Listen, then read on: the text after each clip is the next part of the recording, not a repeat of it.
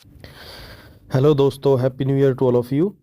और ये मैं आपको एक बहुत ही महत्वपूर्ण सूचना लेकर आया हूँ, जो कि एक दिल्ली पुलिस में वैकेंसीज़ निकली हुई थी। एग्ज़ाम्स हो गए हैं उनके, और उनकी आंसर कीज़ भी आ गई हैं। अब बात आती है कि कट ऑफ कितनी जाएगी, या किसका सिलेक्शन होगा किसका नहीं होगा, किसको फिज़िकल के लिए बुलाया जाएगा, या किसको लगता है कि मुझे नहीं बुलाया जाएगा, मैं फ़िज़िकल की तैयारी करूं या नहीं करूं। इन सारे क्वेश्चंस के सॉल्यूशन इस वीडियो के थ्रू मैं आज आपको प्रोवाइड करवा दूंगा, और आपको पूरी एनालिसिस भी बता दूंगा कि आपको परेशान होने की ज़रूरत भी नहीं है, या आपको अगले एग्ज़ाम की तैयारी करनी है या नहीं करनी, या इसी की करनी है। तो इस वीडियो को आप अंत तक देखें, और दिल्ली पुलिस की जो करंट वैकेंसीज चल रही हैं उससे रिगार्डिंग सारे क्वेश्चंस के आंसर मैं आपको यहाँ देने वाला हूँ। तो आ जाओ, इस वीडियो को शुरू कर लेते हैं। बहुत ध्यान से देखेंगे। देखो, शुरू से बताता हूँ मैं आपको। दिल्ली पुलिस की वैकेंसी निकली थी। दिल्ली पुलिस की वैकेंसी में लगभग 5800 यानी 5800 पोस्ट निकली हुई थी, जिस पर विभिन्न विभिन्न कैटेगरी के लोगों ने एग्ज़ाम दिया। ये एग्ज़ाम लगभग 27 नवंबर से और 16 दिसंबर तक चला है। ठीक है, इतने दिन ये एग्ज़ाम हुआ है, तो सभी लोगों ने एग्ज़ाम अच्छे से दिया है। अब मैं आपको बताता हूँ कि कितने लोगों ने एग्ज़ाम दिया है। आप पूरी एनालिसिस बताऊंगा मैं आपको इसकी। देखिए दोस्तों, ये एग्ज़ाम के फॉर्म, यानी मैंने बताई कि वैकेंसी जो थी वो थी 5800 के लगभग। ठीक है। अच्छा, इसके लिए फॉर्म्स जो अप्लाई किए थे लोगों ने, वो लगभग लोगों ने फॉर्म अप्लाई किए 28 लैक्स। 28 लैक्स में से जो लोग अपियर हुए एग्ज़ाम में वो थे 15.4 लाख। ठीक है, 15.4 लाख पीपल्स ने ये एग्ज़ाम दिया, यानी वो प्रेजेंट थे एग्जामिनेशन हॉल में। अब आपको एक मोटा मोटी एक अंदाज़ा बताता हूँ कि इतने लोगों में से जो सीरियस कैंडिडेट होते हैं, सीरियस कैंडिडेट यानी जो असल में जिनको पता थी दिल्ली पुलिस क्या होता है, कैसा एग्ज़ाम आता है, क्या पैटर्न है, वो लगभग 7 लाख पीपल होंगे। ठीक है, इतने लोगों को दरअसल एग्ज़ाम की जानकारी होती है कि ये एग्ज़ाम हमको देना है, हमको निकालना है। बाकी के बचे हुए जो 7 लाख लोग हैं वो सिर्फ चेक करने के लिए आते हैं। और कोविड की वजह से यहाँ पे आप देख सकते हैं डिफरेंस कि 50% लोग तो एब्सेंट ही थे, एग्ज़ाम ही नहीं दिया, जिन्होंने फॉर्म भरा था लेकिन एग्ज़ाम में अपीयर नहीं हुए। यहाँ 7 लाख जो पीपल हैं उनको इतना नॉलेज ही नहीं है, अभी वो ढंग से जानते नहीं ना सिलेबस, ना इसकी सारी प्रोसेस कैसे सिलेक्शन होता है, क्या होता है, उनको नहीं पता। ठीक है, तो ये अलग अलग टाइप की कैटेगरी हो गई। अब मैं आपको बताता हूँ कि जो मेन कंपटीशन रह गया वो किन के बीच में रह गया। लगभग 7 लाख लोग थे जिन्होंने ये एग्ज़ाम ठीक ठाक तरीके से दिया।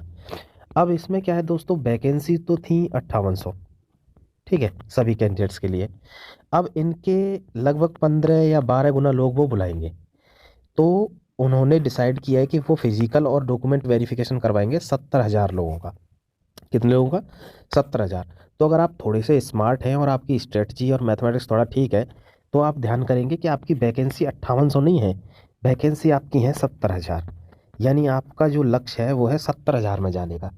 अगर आप डॉक्यूमेंट वेरिफिकेशन और फिजिकल कट ऑफ के लिए अगर जाना चाहते हैं तो आपको इन 70,000 में आना है। तो 70,000 वैकेंसी बहुत होती है। अब मैं आपको बताता हूँ एक बहुत ही इंपॉर्टेंट चीज़। वो कौन सी चीज़? देखो गाइस, अगर किसी के नंबर 30 से 35 के बीच में आ रहे हैं, या किसी के मार्क्स 35 से 40 के बीच में आ रहे हैं, या किसी के मार्क्स 45 टू 55 आ रहे हैं, तो वो तो निश्चिंत ही हो जाएं।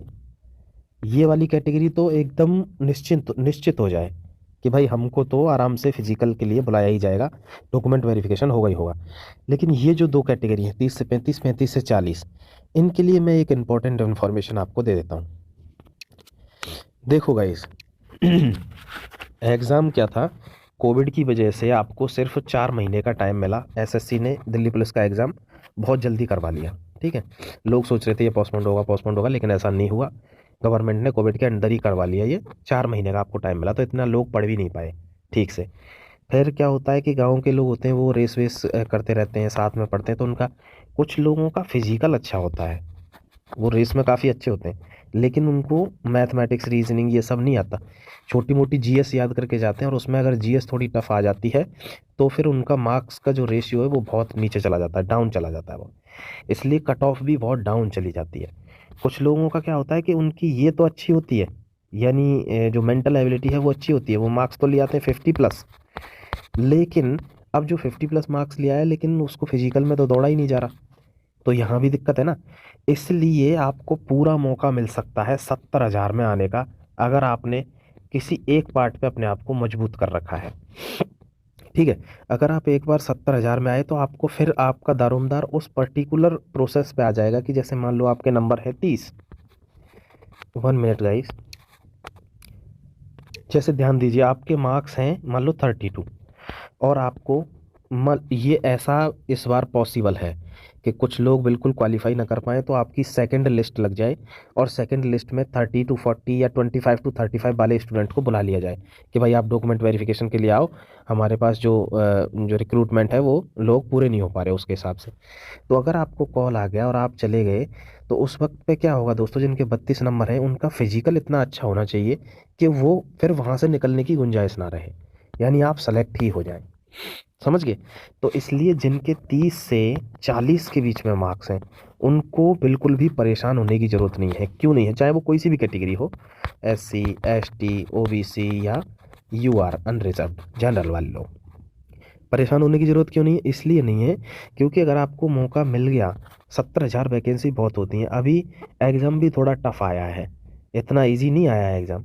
तो यहाँ से आपको क्या करना है, इसमें होगा नॉर्मलाइजेशन, क्योंकि किसी दिन पेपर टफ आया, किसी दिन आया है इजी, तो नॉर्मलाइजेशन के द्वारा अगर आपके 10 से 15 मार्क्स भी बढ़ गए, यानी आपके मार्क्स थे 35 और 15 मार्क्स अगर आपके बढ़ गए तो आप पहुँच गए 50 पे, तो 50 पे तो आपके चांस 99% बन गए कि आपको डॉक्यूमेंट वेरिफिकेशन के लिए जाना ही है। समझ गए? इसलिए बिल्कुल भी परेशान होने की ज़रूरत नहीं है, आप अपना फिजिकल कंटिन्यू रखें, फिजिकल अपना कंटिन्यू रखें, क्योंकि आपका नंबर अगर आ गया और फिर फिजिकल की तैयारी नहीं हुई तब ज़्यादा दुख होगा। एक और इम्पोर्टेंट इन्फॉर्मेशन दे देता हूँ जो बहुत ज़रूरी है। देखो, जिन लोगों के दिल्ली पुलिस में 30 से 40 के बीच में मार्क्स आ रहे हैं, उन लोगों का अनफॉर्चुनेटली मान लो 1% यहाँ नहीं भी होता है, फिजिकल में या रह जाते हैं, तो उनको परेशान होने की ज़रूरत नहीं है। अभी कुछ दिन बाद एक फॉर्म निकलने वाला है, वो है SSC GD ग्राउंड ड्यूटी का। इसका जब फॉर्म निकलेगा तो गाइस जिसके 30 मार्क्स हैं दिल्ली पुलिस में, वो डेफिनेटली उसके 65 to 75 मार्क्स आएंगे SSC GD के पेपर में, क्योंकि ये रेलवे के ग्रुप D के पेपर से भी हल्का होता है।